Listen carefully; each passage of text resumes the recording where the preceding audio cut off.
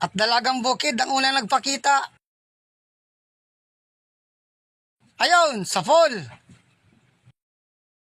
Dating spot lang ito. Yung palaging pinagpupuntahan natin ng mga nakaraan. Ayun, dati rin ang manok. Ang kagandahan dito sa malapit, magandang klasang isda kahit madalang. Oops, kupapa. Dandahanin ko lang para hindi magulat. Huli ka. Thank you Lord at kupapa agad. Dandahan lang uli ng langoy para yung mga nakatago sa butas kita. Tulad nito, ganda ng tago, talagbago. Ayun, sa pool.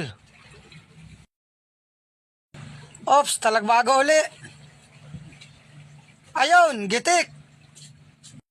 Ayos at magagandang klaseng isda ang napapana natin. Sigurado kwartang linaw na ito bukas. At ito, talagbago pa.